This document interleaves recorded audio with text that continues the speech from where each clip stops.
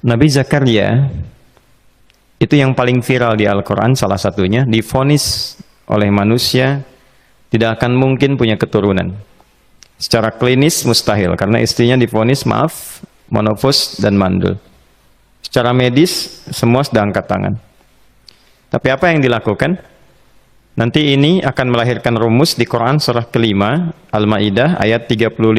Nanti jadi rumus standar dari apa yang dialami oleh beliau ini.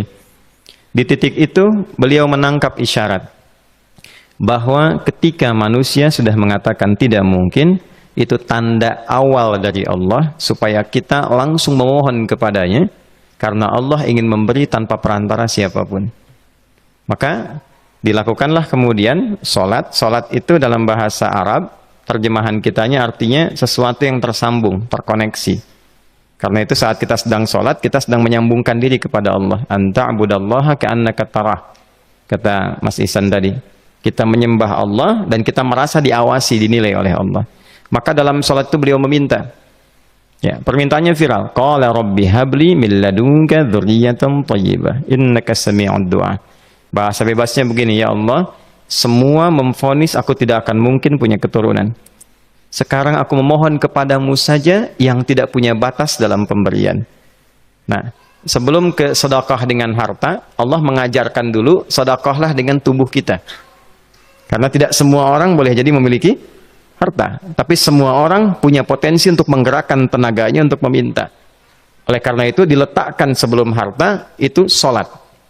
Kenapa rukun Islam yang kedua sholat, selanjutnya zakat? Karena tidak semua orang bisa mengeluarkan harta. Kalau tidak ada satu pun mentok di harta, maka gunakan tubuh kita untuk menunaikan sholat. Itu rumus Nabi Zakaria. Maka beliau tunaikan di mihrabnya Maryam, minta ke Allah. Rumus kedua, sebut nama Allah, Asmaul Husna, sesuai kebutuhan kita. Jadi nggak harus 99. Misal, ini mau menuntut ilmu, sekolah, sebut ya Allah ya Alim, pemilik ilmu. Ada persoalan rizki yang ingin kita dapatkan, ya Allah ya Razak. Ada proyek, ada kegiatan yang kira-kira tantangannya tidak mudah, ya Allah ya Al-Fattah. Ini beliau minta karena divonis tidak mungkin, maka meminta kepada Allah dengan nama pemberian tanpa batas, namanya Wahhab. Disingkatnya Hab. Rabbi habli, ya Allah yang tak punya batas dalam pemberian. Mereka memvonis aku punya batasan, maka mohon anugerahkan darimu saja. Jika padamu belum sempat juga terkabul, maka mohon tunjukkan kepadaku dengan cara apa lagi aku mesti meminta. Maka dalam situasi mentok itulah kemudian turun langsung jawaban. Fanadathul malaikatu wa huwa qa'imun yusalli fil mihrab annallaha yubashshiruka bi Yahya. Tolong garis bawah ini.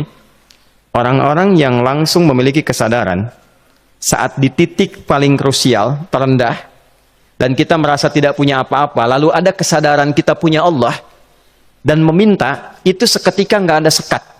Langsung dijawab. Seketika. Nah, karena itu biasanya di momen tertentu setiap kita itu pasti mengalami peristiwa itu, apapun bentuknya. Nah itu kalau sudah sampai ke situ itu kode. Jadi di Islam tuh nggak ada pesimis, ya tidak ada pesimis, dan jangan pernah melarutkan diri pada sebuah vonis sudah ini nggak mungkin, nggak akan dikabulkan. Nah itu jebakan setan. Karena declare pertama iblis ketika melakukan kesalahan itu kalimatnya jelas. Ana khairum minhu khalaqtani min narin wa khalaqtahu ya min tin.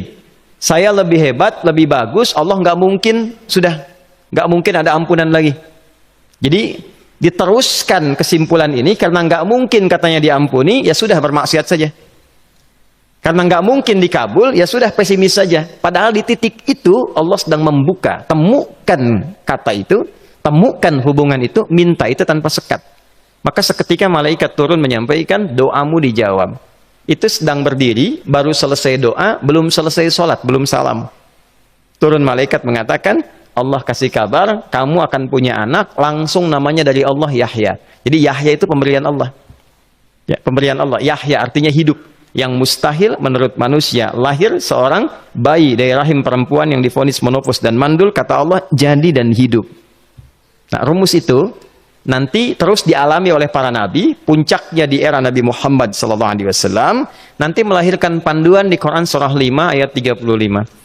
Ya ayyuhalladzina amanu ittaqullaha wabtaghu ilaihil wasilah. Perhatikan kalimatnya dengan detail ya. Hei semua orang yang masih merasa punya iman. Tuh iman kita disentuh. Jadi kalau mengalami persoalan di titik nadir, terendah, itu yang disoal oleh Allah imannya dulu. Kamu masih punya iman nggak? Orang beriman nggak mungkin pesimis. Orang beriman nggak akan putus asa. Orang beriman nggak akan bunuh diri. Imannya ditanya dulu. Katanya kau beriman, iman kamu di mana? Kalau masih punya iman, kata Allah, ini ujian dari saya, supaya kamu nyebut saya. Kata ingin mendekat, kata Allah kan. Ittaqullah, nah ini rumusnya. Wabtaghu ilaihil wasilah. Kalau engkau pengen cepat dapat solusi, maka aku berikan perangkat untuk cepat mengabulkan doamu itu. Perangkat itulah disebut dengan takwa. Nah, takwa itu ada urutan. 240 kali disebutkan dalam Al-Quran, dibagi pada 3 segmen. Segmen ibadah ritual, segmen ibadah sosial, satu lagi segmen rumah tangga. Ya, karena itu tinggal cari aja di ibadah ritual, misalnya sholat, bangun tahajud malam, minta sama Allah, dekatkan diri kita. Salah satu kasusnya Nabi Zakaria. Ya, itu poin yang pertama. Yang kedua nanti ada maliyah sosial, itu yang tadi dipraktekkan sedekah dengan harta. Ya, tidak harus banyak, yang penting Allah minta apa, ikhtiarkan, nggak akan dilihat berapapun nilainya. Yang dilihat itu, ada nggak kemampuan mengimplementasikan imannya, itu poinnya. Titik itu, ya. Yang ketiga nanti di keluarga. Urutan pertama orang tua.